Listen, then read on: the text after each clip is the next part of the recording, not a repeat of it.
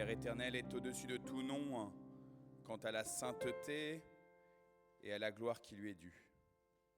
Donne-nous ce matin d'en être enthousiasmés. Ton nom, Seigneur Jésus, est le seul qui apporte le salut et l'assurance d'une vie désirée et nécessaire pour la création. Ton nom, Saint-Esprit, est le seul qui reconnecte chacun avec le Père et le Fils et qui donne à comprendre sa mission. Que ton saint triple nom, Seigneur notre Dieu, soit confessé par tout notre être aujourd'hui, à l'Église et demain, quand nous serons renvoyés dans le monde. Amen. Soyez les bienvenus, les sœurs et les frères. Alors on a pris l'habitude d'avoir quand même une petite assemblée le dimanche à 9h30, mais je disais tout à l'heure à Maëva, je pense que là, avec le froid, avec la brume, avec, je sais pas, la fatigue, peut-être certainement la fatigue, et bon, on est une petite assemblée, alors soyez les bienvenus, vous les courageux qui êtes là à ce culte de 9h30, ce culte plutôt méditatif, plutôt calme, et on va démarrer avec un psaume que nous allons lire ensemble en alternance. Si Esther, tu veux bien donc nous mettre le psaume numéro 27, on va dire les 9 premiers versets. Le Seigneur est ma lumière, c'est lui qui me sauve, je n'ai rien à craindre de personne. Le Seigneur est le protecteur de ma vie, je n'ai rien à redouter.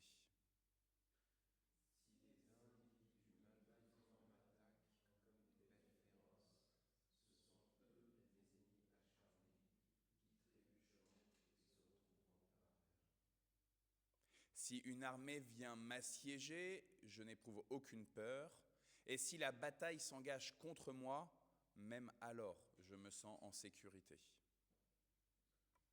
Je ne demande qu'une chose au Seigneur, mais je la désire vraiment, c'est de demeurer toute ma vie chez lui, pour jouir de sa douceur et pour prendre soin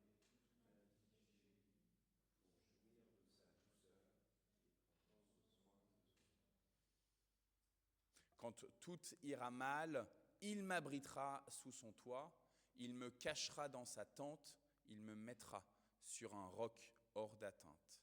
Alors je regarderai de haut les ennemis qui m'entourent. Dans sa maison, je l'acclamerai en lui offrant des sacrifices. Je chanterai et célébrerai le Seigneur. Quand je t'appelle au secours, Seigneur, écoute-moi. Accorde-moi ta grâce et réponds-moi. Je réfléchis à ce que tu as dit. Tournez-vous vers moi. Eh bien, Seigneur, je me tourne vers toi. Ne te détourne pas de moi, ne me repousse pas avec colère, toi qui me secours, ne me rejette pas, ne m'abandonne pas, toi, le Dieu qui me sauve. Amen. Et dans le livre du Deutéronome, au chapitre 6, nous entendons souvent quelques versets de ce chapitre 6, vous allez les reconnaître. Voici les commandements, les décrets, les règles que le Seigneur votre Dieu m'a ordonné de vous enseigner pour que vous les mettiez en pratique dans le pays dont vous allez bientôt vous emparer. Tu apprendras ainsi tout au long de ton existence à reconnaître l'autorité du Seigneur ton Dieu et à obéir aux décrets et aux commandements que je t'ai donnés, pour toi et pour tes descendants, afin que tu jouisses d'une longue vie. Tiens en compte Israël, veille à les mettre en pratique, tu y trouveras le bonheur, tu deviendras un peuple nombreux dans ce pays qui ruisselle de lait et de miel, comme l'a promis le Seigneur Dieu de tes pères. Écoute, Israël, le Seigneur notre Dieu est le seul Seigneur. Tu aimeras le Seigneur ton Dieu de tout ton cœur, de tout ton être, de toute ta force. Et je saute quelques versets, au verset 10. Le Seigneur ton Dieu va te faire entrer dans le pays qu'il te donne, comme il l'a promis à tes ancêtres, Abraham, Isaac et Jacob. Il y aura de grandes et belles villes que tu n'as pas bâties, des maisons pleines de toutes sortes de richesses que tu n'as pas amassées. Il y aura des puits que tu n'as pas creusés, des vignes et des oliviers que tu n'as pas plantés. Tu auras de quoi te nourrir abondamment. Prends bien garde alors de ne pas oublier le Seigneur qui t'a fait sortir de l'esclavage. Reconnais l'autorité du Seigneur ton Dieu et adore-le, lui seul. Ne prête serment qu'en son nom. Frères et sœurs, voici ce que Dieu nous donne comme commandement. Tu aimeras le Seigneur ton Dieu. On a l'habitude d'entendre le « Écoute Israël », le « Shema Israël ». Mais Dieu va plus loin dans ses ordonnances. Il dit « Ne prête serment qu'en son nom ». Reconnais l'autorité de ton Seigneur et adore-le lui seul. Nous devons bien reconnaître que trop souvent, nous nous mettons à nous prosterner, à confier notre assurance, notre salut en nos propres forces, en nos propres dispositions ou en celles de ceux qui nous environnent, en particulier ceux qui nous dirigent. Alors humblement, nous prenons un temps de repentance devant le Seigneur, lui le seul Dieu.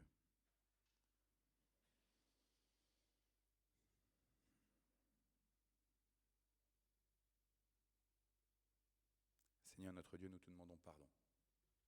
Nous nous humilions devant toi ce matin, car nous le reconnaissons bien dans ce temps d'examen de conscience que toi-même tu réalises par ton esprit. Nous avons espéré que nous-mêmes, les nôtres, ou ceux qui nous environnent, humains, uniquement humains, allaient pouvoir nous libérer, nous délivrer, nous guérir, allaient pouvoir donner du sens à nos existences. Nous le reconnaissons humblement, Seigneur. Nous avons adoré en pensée d'autres idoles que toi, le seul vrai Dieu. Nous t'avons déjà demandé pardon. Et nous savons combien notre faiblesse, la faiblesse de notre chair, risque de nous confondre à te redemander pardon dans les jours à venir. Et pourtant, c'est au nom de ton Fils Jésus-Christ que ce matin nous nous tenons en ta présence, à cause de son sacrifice. Prends pitié de nous, Seigneur. Oui, s'il te plaît, prends pitié de nous et souffle sur nous. Amen. Donc justement, on va prendre un chant qui supplie l'invocation du souffle de Dieu et on va essayer de l'entonner ensemble.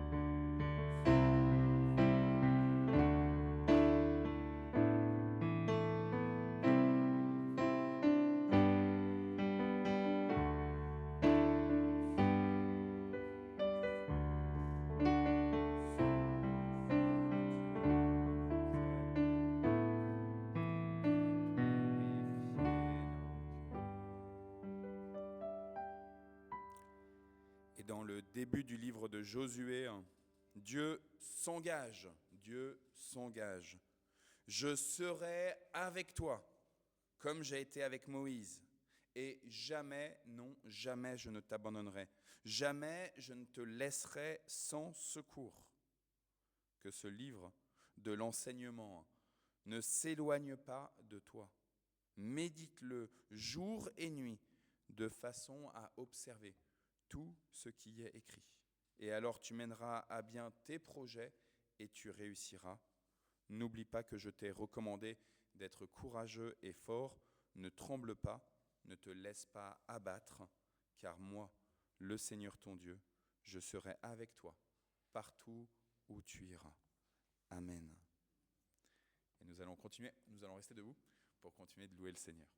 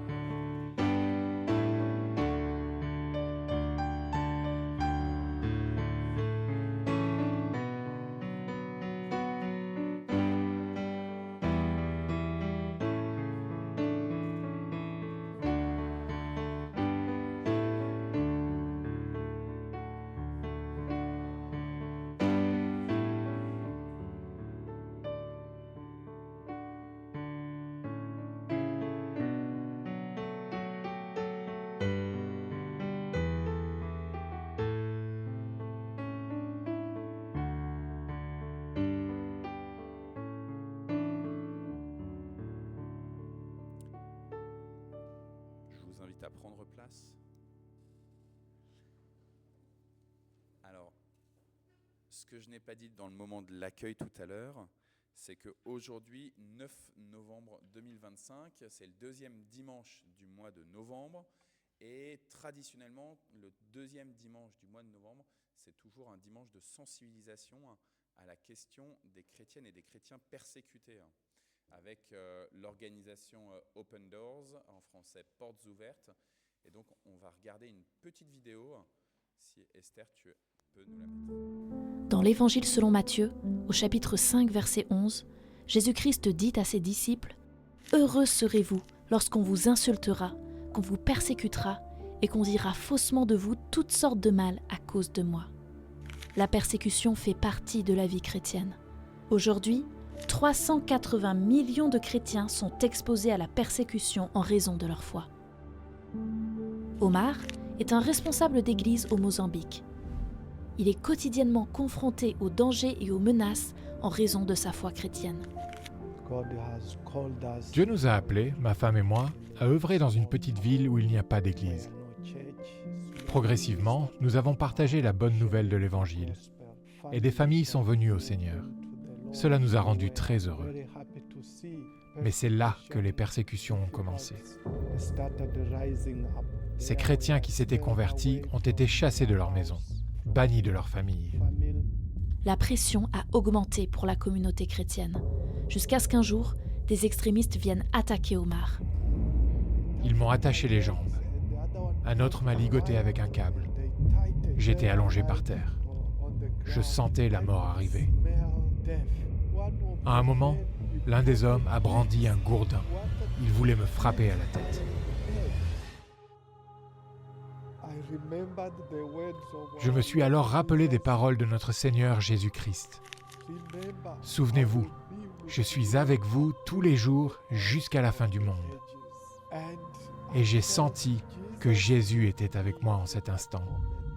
J'ai dit, oui Seigneur, tu es là. Et à ce moment-là, j'ai vu des bottes militaires qui m'entouraient.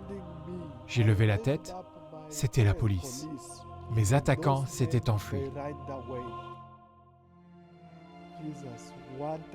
Dieu nous appelle à être la voix des chrétiens persécutés, ceux qui souffrent, ceux qui pleurent, ceux qui passent par des épreuves en raison de leur foi. Tout autour du monde, les chrétiens persécutés témoignent de la bonté et de la fidélité de Dieu, qui est présent avec eux, même au cœur des épreuves. Beaucoup m'ont dit « Tu es devenu mon ennemi, ta vie ne vaut plus rien, tu vas mourir ». Mais j'ai toujours répondu que le Christ qui m'a appelé sera aussi mon défenseur. Je demandais sans cesse à Dieu, « Pourquoi m'as-tu fait passer par ces épreuves ?» Dieu m'a répondu, « Je ne t'ai jamais abandonné. » Ces mots ont transpercé mon âme comme une épée. Quand je regarde en arrière, toutes ces années, je ne peux nier que Dieu a toujours été avec moi. Maintenant que moi aussi, je suis passé par là, je comprends ce que cela signifie réellement d'être persécuté, de souffrir pour le nom de Jésus. C'est quelque chose que le Seigneur fait brûler dans mon cœur. Aujourd'hui, cela fait 70 ans que Portes Ouvertes sert l'Église persécutée.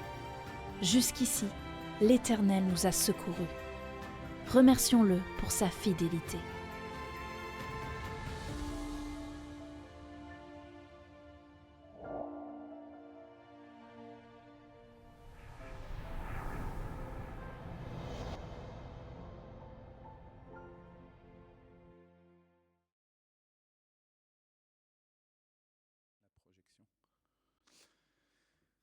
Voilà, 70 ans que Portes Ouvertes existent. En fait, on aimerait bien que Portes Ouvertes n'existe plus. C'est notre aspiration la plus profonde. Que, évidemment, il n'y ait plus besoin d'organisations qui fassent comme ça un soutien auprès des sœurs et frères qui sont maltraités, qui perdent tout, qui sont même tués. On préférerait évidemment que le corps du Christ ne se retrouve pas à tel point malmené de par le monde. Sur l'ensemble des chrétiens, il faut imaginer que les chiffres sont qu'il y a un chrétien sur 7 qui est persécuté aujourd'hui dans le monde en raison de sa foi. Il y a une petite animation qui est proposée généralement dans le cadre des dimanches de l'Église persécutée, c'est de bloquer une chaise sur 7 dans les assemblées en précisant réservé pour se souvenir comme ça dès qu'on en rentre que voilà, il y a des gens qui ne peuvent pas venir en fait dans des églises, qui sont obligés de vivre dans des églises souterraines, cachées, qui sont obligés de ne pas dire auprès de leur famille, auprès de leurs amis qu'ils sont chrétiens, parce que le risque sinon, c'est qu'ils perdent absolument tout. Et pourtant, même si on espère, on aspire qu'un jour Portes Ouvertes n'ait plus besoin d'exister, voici le Seigneur Jésus-Christ a été persécuté. Et si le Maître a été persécuté, alors la promesse a été que nous aussi, nous vivrons de la persécution. Pourtant, ici en France, on est plutôt protégés. Oui, mais voici, nous sommes un corps avec toute l'Église universelle, et donc nous nous associons et nous prions pour ses sœurs et ses frères. Pour ce dimanche, pour cette année 2025, chaque fois il y a un verset qui est mis en exergue, et cette fois-ci c'est dans le premier livre de Samuel au chapitre 7. Alors je regarde Hanny qui a comme deuxième prénom ou troisième prénom, je ne sais pas, Samuel. Je regarde Samuel qui a comme premier prénom Samuel. Donc là on va prendre premier livre de Samuel au chapitre 7. Et ce verset qui normalement est juste le seul qui est proposé par Portes Ouvertes, il est au verset 12, mais je vous propose de lire l'ensemble. Donc tu as très bien fait Esther de mettre à partir du verset 1. Et juste sachez-le, donc le verset 12 c'est « Jusqu'ici, l'Éternel nous a secourus ». Mais je vais vous lire tout le chapitre 7, il y a 17 versets, juste parce que c'est important de bien entendre tout ce qui se vit.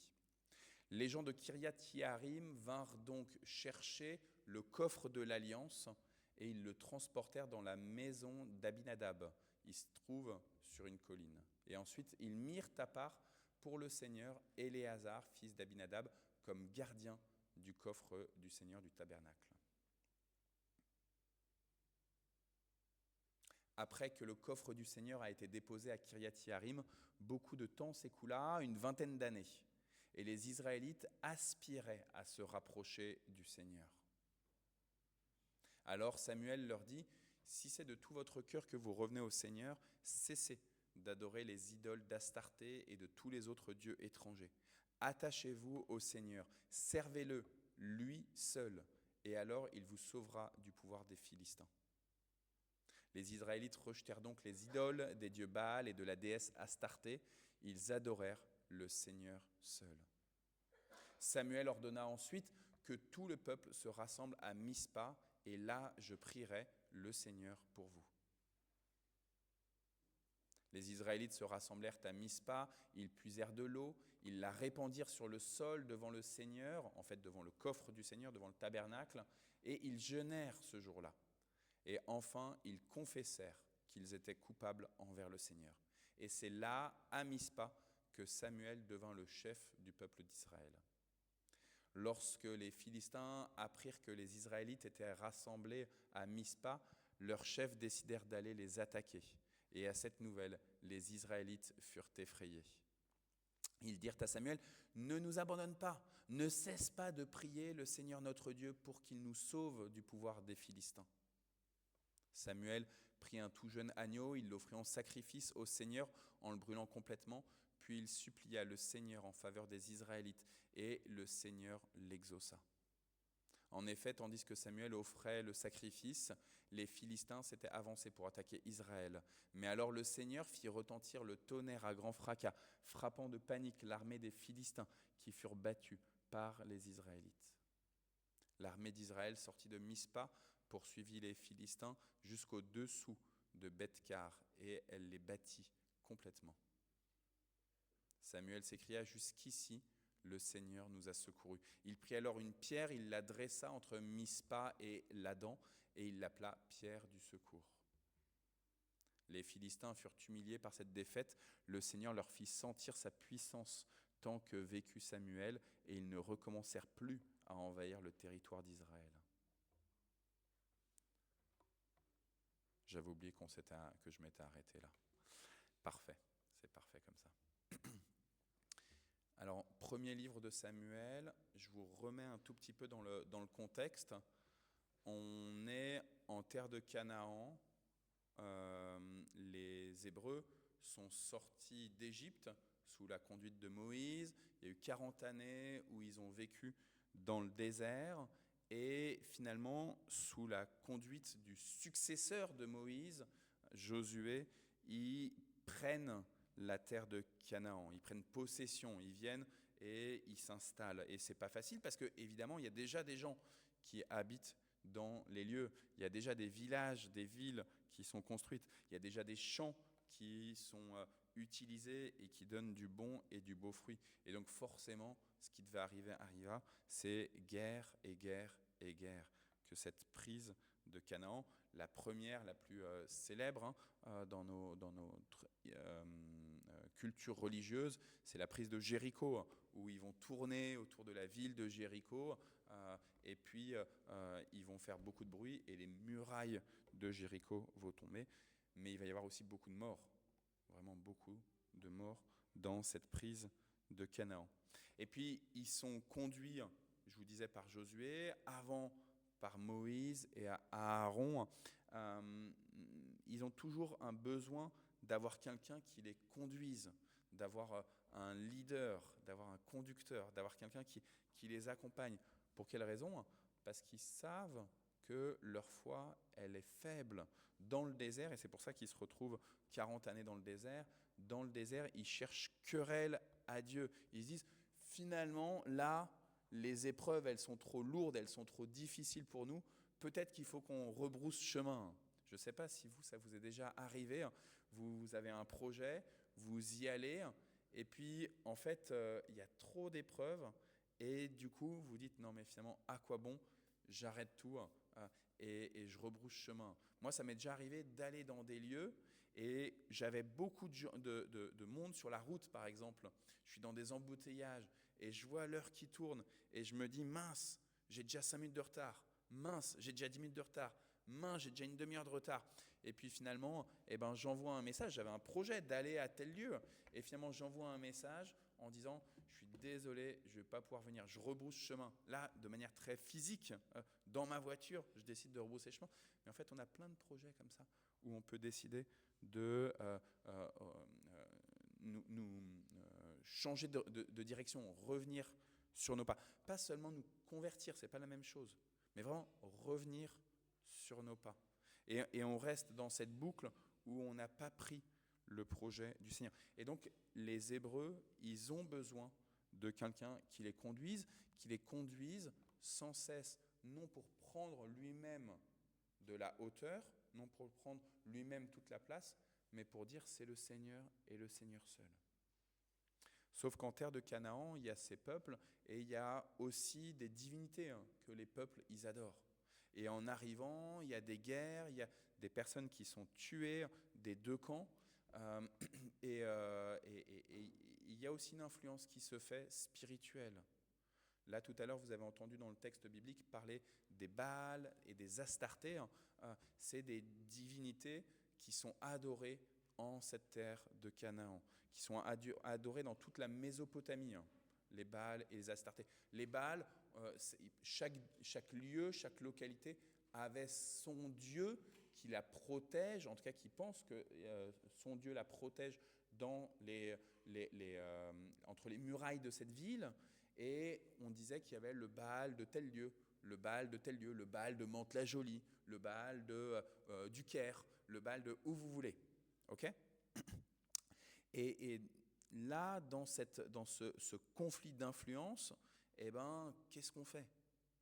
S'il n'y a pas un conducteur qui vient nous dire « Attention, vous n'avez qu'un seul Seigneur, qu'un seul Dieu, celui qui s'est révélé à Moïse dans le buisson ardent, celui qui a donné ses commandements », ça va vite de faire fausse route, de partir dans la mauvaise direction. Il se trouve que dans ce contexte-là, il y a un élément important qui va symboliser la présence de Dieu vers lequel on va se tourner, c'est le coffre de l'Alliance, le tabernacle. Je ne sais pas vous, mais moi, j'ai des fois tendance à considérer que tel objet, il porte en lui-même un élément sacré. Parce que j'y projette la présence de Dieu. Alors là, je prends une bougie, mais ça pourrait être une croix. Ça pourrait être la croix que je porte autour du cou. Ça peut être aussi pour certains d'entre nous d'avoir un tatouage d'une croix sur soi. Ça peut être de venir près de l'autel de Dieu, dans l'église de Dieu. Ça peut être une icône aussi, pourquoi pas. Et on peut projeter comme ça sur ces objets, sur ces signes, la présence de Dieu et se dire, si j'ai tel objet, alors c'est bon, je serai sauvé. Si j'ai telle croix, si je fais tel rite auprès de cet objet-là, alors je serai sauvé, je serai pur, je serai guéri, je serai protégé par le Seigneur Dieu. Dans ce cadre-là, un jour, il y a une querelle, évidemment, entre les Hébreux et ceux qui sont les Philistins, les tribus des Philistins qui sont en terre de Canaan. Et les Hébreux sont en train de perdre. Ils perdent du terrain, ils perdent des hommes, c'est la Bérésina. Et donc, qu'est-ce qu'ils se disent ? Ils se disent, nous, on a un objet qui va nous protéger, c'est le coffre de l'Alliance de Dieu, le tabernacle dans lequel il y a les rouleaux de la Torah. Et donc, qu'est-ce qu'ils font ? Sans demander au prêtre Élie, ils vont chercher le coffre de l'Alliance, et là, c'est la joie. Ils se disent, super, on a le coffre, on va y arriver, on va réussir, on va tout gagner. Malheureusement, ça ne va pas se passer comme ça. C'est le chapitre 4 de 1 Samuel, donc c'est 3 chapitres avant ce que je vous ai lu. Et malheureusement, le Seigneur semble les avoir abandonnés parce qu'ils perdent tout. Ils perdent la vie, bon nombre d'entre eux, mais surtout, ils perdent même ce coffre de l'Alliance. Ils perdent même ce tabernacle. À tel point que, je vais vous lire quelques versets à la fin de 1 Samuel 4. La belle-fille du prêtre Élie, dont je viens de vous parler, qui était la femme de Phinéas, elle était au terme de sa grossesse et elle entendit que le coffre de Dieu avait été pris et que son beau-père et que son mari étaient morts. Elle chancela et d'un seul coup, elle commence à avoir des contractions et elle accouche. Et comme elle était prête de mourir en fait, en accouchant, les femmes qui l'entouraient lui dirent « Rassure-toi, c'est un garçon ». À l'époque, on voulait absolument qu'il y ait des garçons pour continuer la lignée. Mais elle fut indifférente, elle ne répondit rien. Elle donna à l'enfant le nom d'Ichabod, en expliquant, écoutez bien, la gloire divine a quitté Israël. La gloire divine a quitté Israël, la présence de Dieu a quitté Israël. Elle pensait au coffre qui avait été pris, à son beau-père, à son mari. Elle s'écria encore une fois, oui, la gloire a quitté Israël, car le coffre de Dieu a été pris. Vous voyez, cet objet magique, il a été pris, et donc il n'y a plus la présence de Dieu. C'est ça qu'elle pense, la belle-fille du prêtre Élie. Comme si cet objet-là, il n'était pas seulement un rappel de la présence de Dieu, il est lui-même la présence de Dieu. Juste un petit coffre. Un gros coffre, mais malgré tout, un coffre. Ce coffre-là, il va être pris par les Philistins, il va être emmené, il va y avoir plusieurs histoires autour de ça. Toujours est-il qu'au bout d'un moment, les Philistins, ils rapatrient le corps chez les Israélites, chez les Hébreux. Et on arrive au chapitre 7 que je vous ai lu. Le coffre, il est retransporté auprès d'Abinadab. Et là, Samuel, il ne va pas dire « venez, adorons Dieu dans ce coffre-là ». Ça y est, il y a le coffre qui est là, c'est bon, tout va bien aller. Ça y est, vous êtes sauvés parce que le coffre est là. Non, il dit « si c'est de tout votre cœur que vous revenez au Seigneur, alors cessez d'adorer les Astartés et les Baals. Attachez-vous au Seigneur, pas au coffre, au Seigneur, et servez-le lui seul. Alors, lui vous sauvera du pouvoir des Philistins. Et qu'est-ce que vont faire les Israélites ? Eh bien, ils vont plier le genou. Ils vont se repentir. Chacun d'entre eux va reconnaître individuellement qu'il a péché. C'est ce qu'on a fait au début du culte, en fait. C'est ce qu'on a fait en prenant ce temps, en disant, ok, finalement, j'ai compté sur d'autres idoles que sur le Seigneur Dieu pour vivre dans mon quotidien. J'ai espéré en d'autres qu'en Dieu et Dieu seul. Et c'est parce qu'il y a cet acte de conversion, cet acte de repentance. Cette fois-ci, je vous dis, c'est pas simplement on rebrousse chemin, c'est on continue la route, mais en osant reconnaître qu'on avait pris une fausse route. Donc on ne rebrousse pas chemin, mais on prend une autre direction, la juste et la bonne. Pourtant, c'est pas facile. Parce que qu'est-ce que les Israélites, qu'est-ce que les Hébreux, ils vont quand même dire à Samuel, ne nous abandonne pas. Ils ne parlent pas à Dieu là. Ils disent à Samuel, et juste à Samuel, ne nous abandonne pas. Vous voyez, il y a cet acte de contrition, de repentance, et malgré tout, cette tentation qu'on a de se confier alors dans un coffre, dans un objet, si j'ai perdu, autre sujet, si je perds mon alliance, est-ce que je continue à être marié avec Isabelle ou pas ? Eh bien, il y a des couples pour qui c'est horrible, si j'ai perdu mon alliance, c'est que je t'aime plus, par exemple. Et en même temps, eh ben, c'est une symbolique forte. Voilà. Alors le coffre, ou alors les personnes, quand le peuple l'a dit à Samuel, on ne nous abandonne pas, ils sont en train de vriller. Ils sont en train d'oublier que Dieu et Dieu seul est celui qui peut les rendre plus forts. Et Samuel va leur dire, alors qu'il va continuer les sacrifices, continuer d'accompagner le peuple, continuer de les corriger avec le plus de douceur possible, jusqu'ici, le Seigneur nous a secourus. Ayez foi. Ayez espérance. N'ayez crainte de ce qui vous arrive. Jusqu'ici, le Seigneur est fidèle. Et vous voyez bien la différence avec ce que la belle-fille du prêtre Élie disait.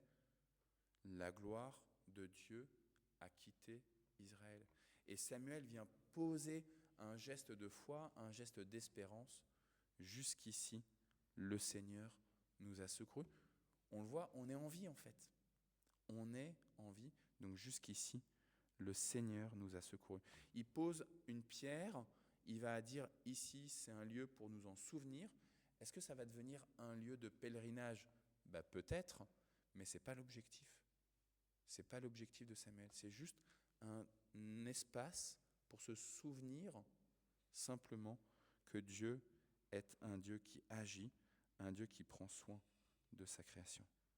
Alors on peut penser à nos frères et nos sœurs persécutés de par le monde, on peut penser à nous-mêmes évidemment.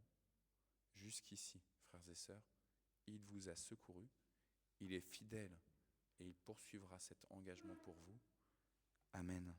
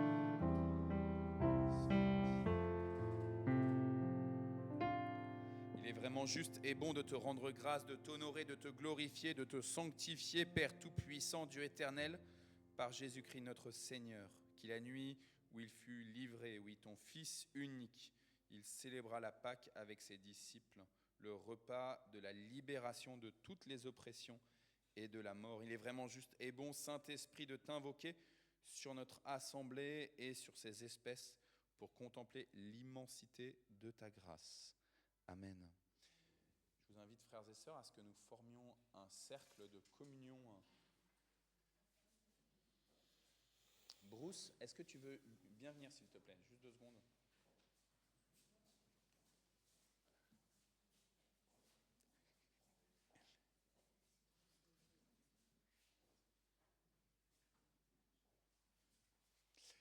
Bruce va vous donner une petite feuille, donc dans le cadre de Portes ouvertes, du dimanche de l'Église persécutée.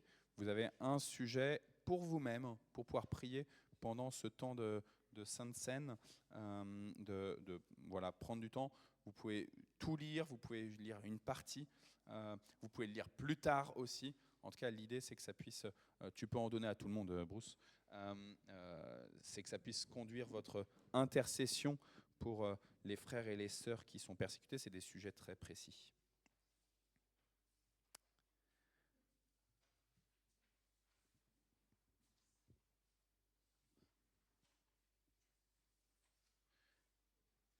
Moi, j'en veux bien un, et je pense que tu peux en prendre un toi aussi et en donner un à Esther aussi. Merci Bruce, t'as un amour. Merci beaucoup.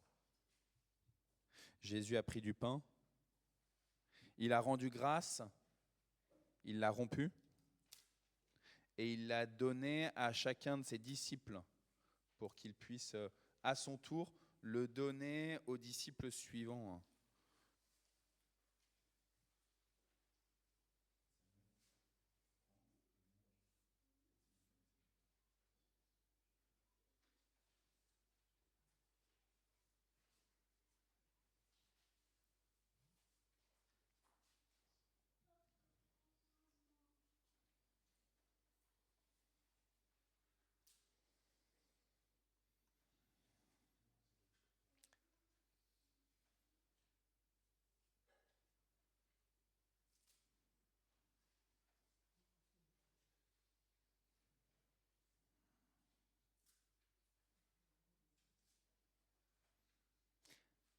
À la fin de ce repas de Pâques, il a pris une coupe, il l'a élevée, rendant grâce à Dieu son Père et notre Père, et il l'a donnée à chacun des disciples. On va distribuer aussi le plateau avec les différentes petites coupes, les différents petits verres. Au milieu du plateau, c'est du jus de raisin, et autour, c'est du vin. Au milieu du jus de raisin et autour du vin.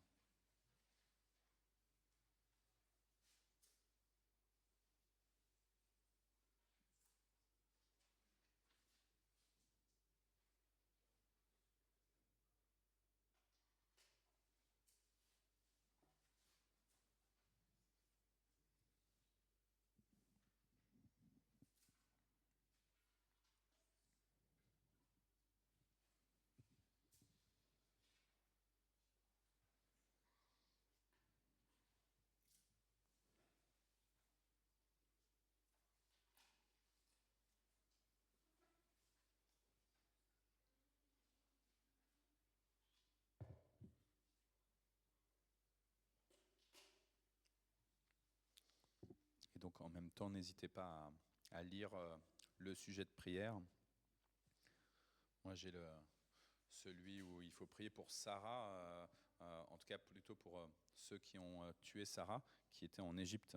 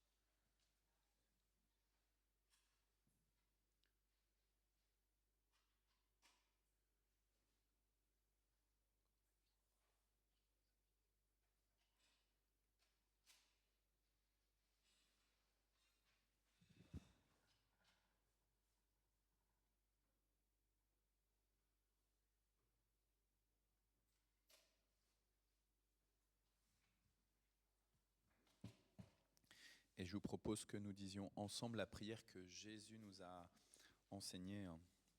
C'est pour ceux qui ne la connaissent pas, Esther, elle nous la projette. Notre Père qui es aux cieux, que ton nom soit sanctifié, que ton règne vienne, que ta volonté soit faite sur la terre comme au ciel. Donne-nous aujourd'hui notre pain de ce jour.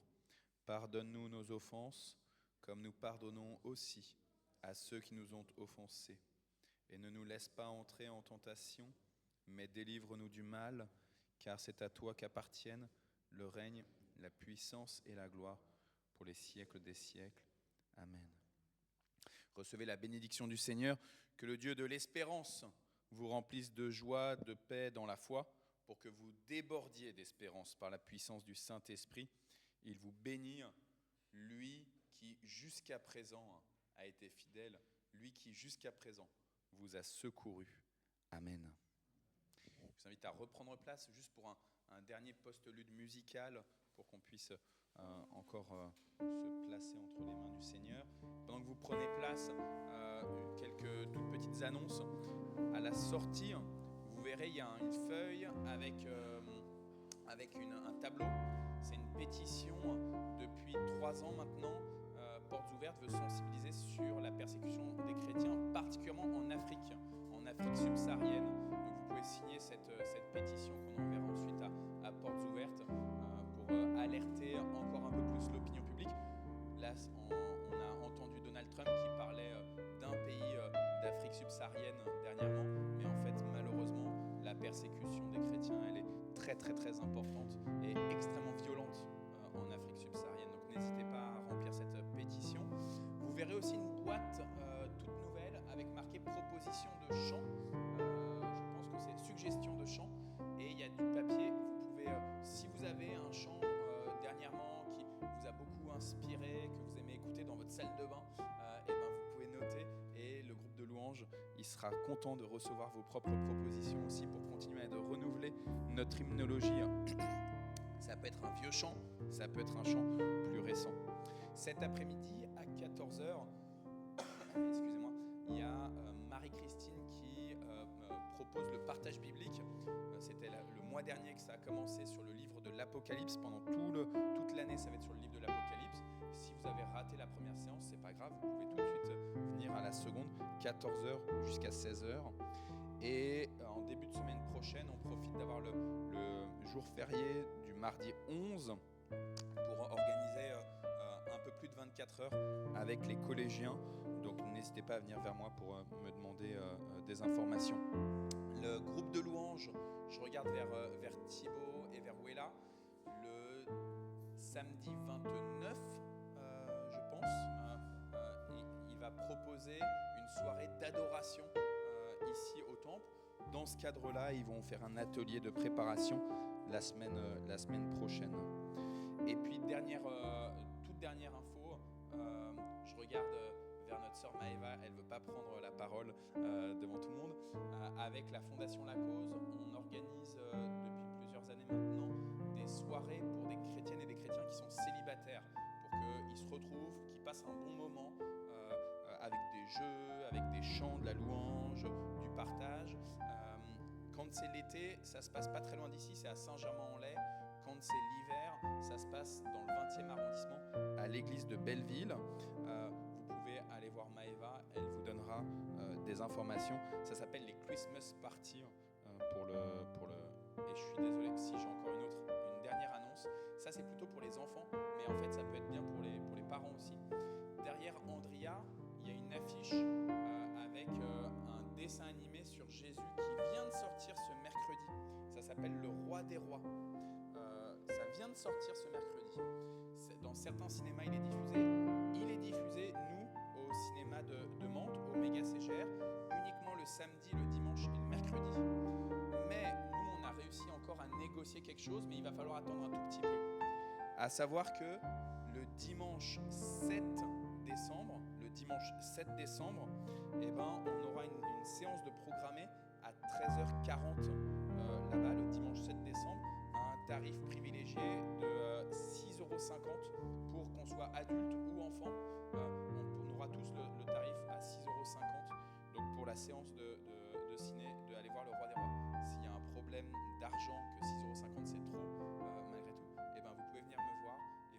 essaiera encore de vous aider pour qu'on puisse être nombreux à aller voir ce beau dessin animé d'après l'œuvre de Charles Dickens, mais qui suit vraiment la vie de Jésus.